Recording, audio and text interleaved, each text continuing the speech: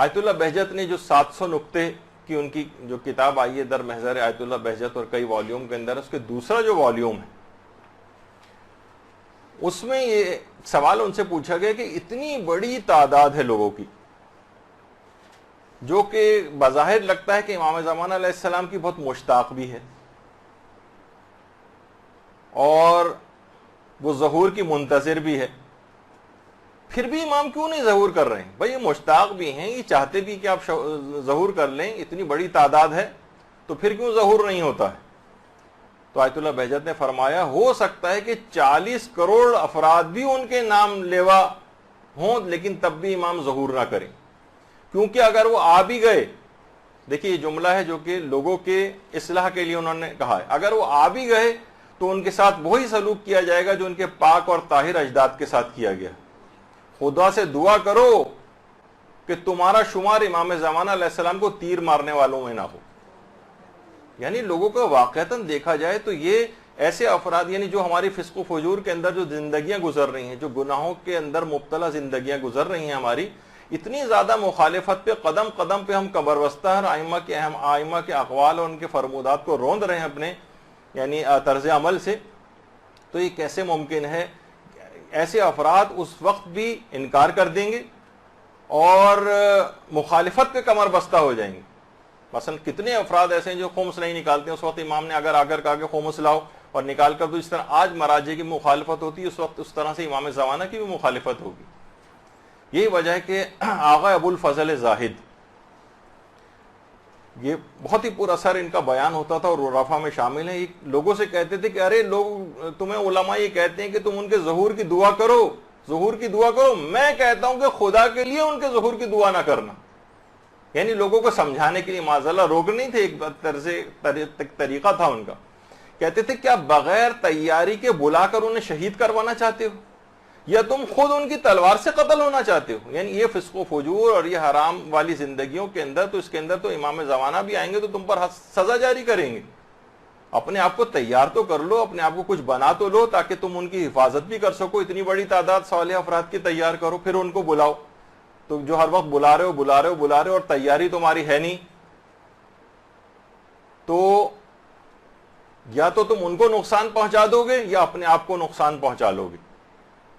تو لہٰذا پہلے مکمل تیاری کرو اور اس کے بعد پھر کہنا کہ الاجل کہ امام تشریف لائیے۔ صرف قصیدے وغیرہ پڑھنے سے اس چیز کا پیٹ نہیں بھرے گا کہ آپ نے وہ ریکوائرمنٹ پوری کر لی ہے، اس کے لیے عمل کو بہتر بنانا پڑے گا۔ اپنے زمانے کے امام کو آخر کیسے راضی کریں؟ طریقہ کار کیا ہے؟ تو در محضر آیت اللہ بہجت، اس کے اندر آیت اللہ بہجت ایک بڑی عجیب بات کہتے تھے کہ دین کے واجبات پر عمل کرتے جاؤ، نیند کے وقت تمہیں یہ سمجھ آ جائے گا کہ امام تمہارے کس کام سے راضی ہیں اور کس کام سے راضی نہیں۔ ایک دفعہ تم مکمل طور پر اپنی زندگی کو واجبات کے سانچے میں ڈھال لو، یعنی سارے واجبات اپنے پورے کرتے چلے جاؤ، تمہیں خود ہی نیند کے وقت پتہ چل جائے گا۔ اس کی وضاحت نہیں کی انہوں نے، لیکن ہو سکتا ہے اس سے مراد یہ ہو کہ انسان ایک اسلام بھی تقاضا کرتا ہے کہ سونے سے پہلے روز اپنا محاسبہ کرے، میں نے کیا آج بہتر کام کیے، کون سے میں نے برے کام کیے، تاکہ اگلے دن اس میں بہتری لائی جا سکے، اپنے گناہوں کی توبہ کی جا سکے، غلطیوں کو دہرایا نہ جا سکے۔ ممکن ہے کہ محاسبے کی طرف اشارہ ہو، لیکن بہرحال کہا کہ واجبات پر عمل کرتے جاؤ، اور ایک وقت ایسا آئے گا کہ نیند کے وقت تمہیں خود پتہ چل جائے گا کہ امام زمانہ علیہ السلام تمہارے کس کام سے راضی ہیں اور کس کام سے راضی نہیں۔ آیت اللہ سید محمد صادق روحانی موجودہ حیات مراجع میں سے ایک ہیں قم میں، ان سے بھی ایک سوال پوچھا گیا کہ آپ یہ بتائیے کہ امام زمانہ علیہ السلام کو راضی کرنے کا طریقہ کار کیا ہے، کیسے ہم راضی کریں؟ تو انہوں نے اپنے استفتاء کے اندر یہ بات لکھی ہے، اور یہ میں نے سارے مراجع کے نکال کے دیکھے تو یقین کیجئے کہ غیبت میں ذمہ داریوں کے اعتبار سے جہاں بھی بات کی ہے سارے مراجع نے تقریباً الفاظ آگے پیچھے ہیں، لیکن بات ایک ہی کہ اپنے تمام واجبات پر عمل کرتے چلے جاؤ، تمام حرام کاموں سے اپنے آپ کو بچاؤ، غریبوں اور ضرورت مندوں کی مدد کرو جس کے اندر مالی، علمی، روحانی وغیرہ جس طرح کی بھی کمک ان کو درکار ہو، اور اپنے اعمال مستحبہ جو ہیں، مستحب اعمال، ان کی انجام دہی کرو. ان چاروں کاموں کو کرنا شروع کرو، امام زمانہ علیہ السلام تم سے راضی اور خوشنود ہو جائیں گے. اور یہی آیت اللہ صادق روحانی، ان سے ایک دفعہ یہی پوچھا گیا کہ امام زمانہ علیہ السلام کے سب سے زیادہ قریب ہونے کی راہ کیا ہے، کون سے ایسے اعمال انجام دیں کہ ہم امام زمانہ علیہ السلام سے قریب ہوتے چلے جائیں. ان میں کچھ اعمال کا تذکرہ انہوں نے کیا. کہا کہ ایک تو روزانہ امام زمانہ علیہ السلام کی کوئی سی بھی زیارت پڑھیں. امام زمانہ کی بہت ساری زیارات ہیں، وہ آپ مفاتی کے اندر نکال کر بھی دیکھ سکتی ہیں. آپ نکالیں کسی بھی طرح سے کوئی سی بھی زیارت، بہت ساری زیارات ہیں. روز امام زمانہ علیہ السلام کی کوئی نہ کوئی زیارت، چاہے وہ مختصر ترین زیارت ہی کیوں نہ ہو. السلام علیکہ یا صاحب العصر والزمان، اتنا بھی کہہ دیں تو یہ بھی مختصر ترین زیارت ہو جائے گی. ایک تو یہ روزانہ پڑھیں، اس سے آپ امام زمانہ علیہ السلام کے قریب سے قریب تر ہوتی چلی جائیں گی. اور دوسرا یہ کہ قنوت میں دعائے فرج پڑھیں.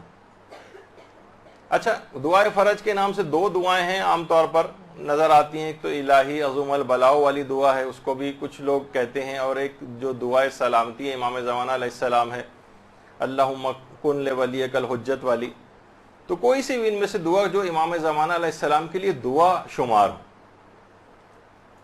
یا تو یہ والی دعا جو کہ سب کو یاد ہی ہے، اس کو قنوت کے اندر روزانہ پڑھنا. جو روزانہ قنوت میں اس کو کم سے کم روزانہ کیا تو کوشش کریں ہر نماز کے قنوت میں یہ پہلے پڑھ لیں، اس کے بعد کوئی سی بھی اور قنوت کی دعا پڑھیں.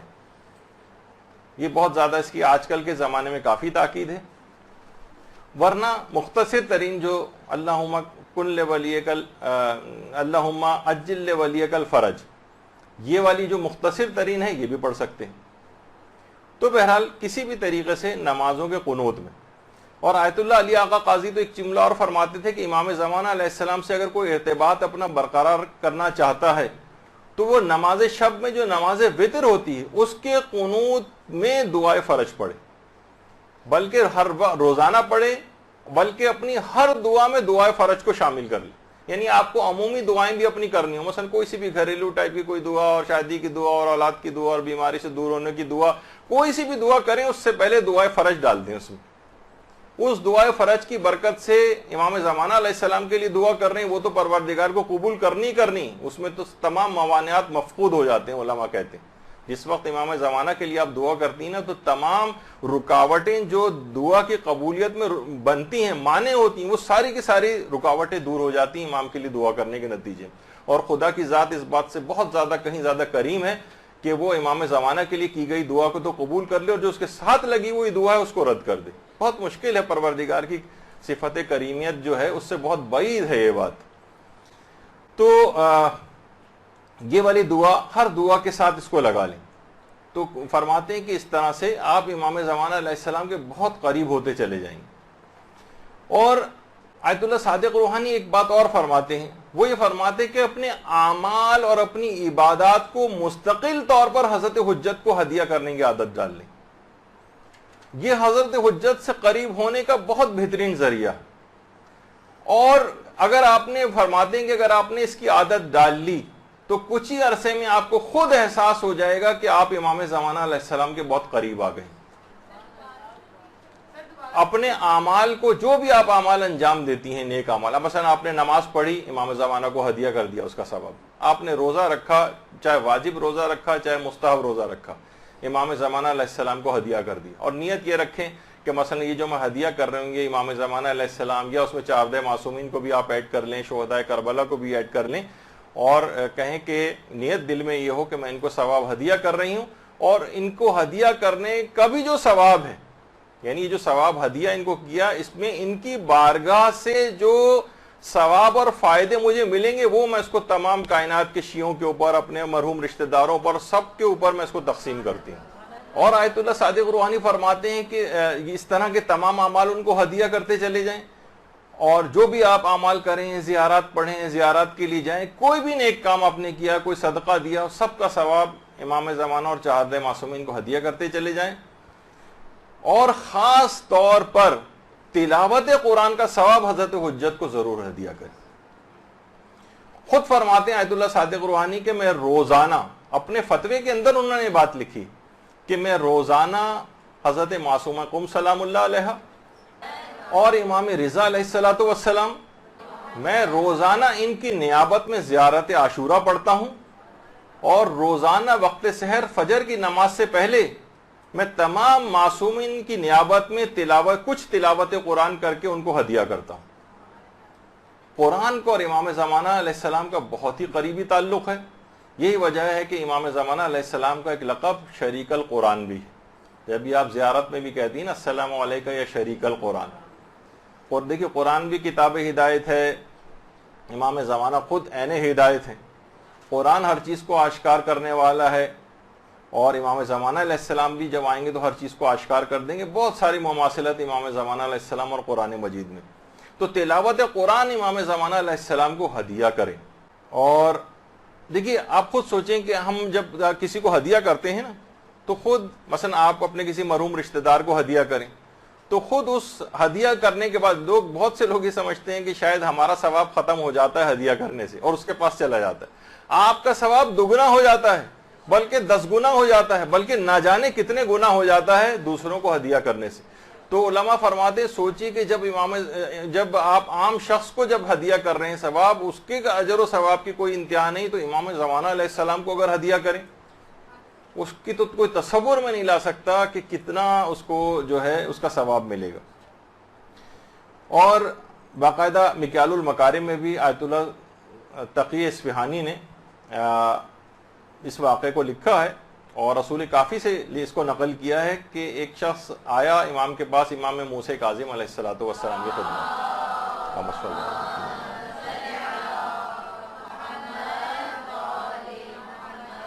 کہا کہ مولا میں ہر ایک پورا قرآن ختم کر کے ایک معصوم کے نام ہدیہ کرتا ہوں، 14 معصومین کے لیے 14 قرآن، تو اس کا کیا ثواب ہے؟ امام نے فرمایا تم قیامت میں ان ہستیوں کے ساتھ رہو گے۔ کہنے لگا مولا حیران رہ گیا اتنا زیادہ ثواب، اگر تصور میں لے کر آئیں کہ افضل ترین ہستیوں کے ساتھ کسی کو جنت میں رہائش نصیب ہو جائے، ہر وقت وہ ان کے پڑوس میں رہیں، کہا کہ مولا اتنا زیادہ ثواب؟ امام موسیٰ کاظم علیہ السلام نے روایت میں 3 مرتبہ فرمایا ہاں ہاں ہاں ان کے ساتھ تم جو ہے جنت میں رہو گے۔ تو یہ بھی آیت اللہ صادق روحانی سے انہوں نے بلکہ اس بات کو ذکر کیا کہ دیکھیے اگرچہ دیدار امام زمانہ علیہ السلام ان کے چہرے کی زیارت بالا ترین افتخار ہے، اس میں کوئی شبہ نہیں، لیکن فرماتے ہیں اس سے آگے کی بھی کچھ منزلوں کی طرف مومنین کو جانا چاہیے۔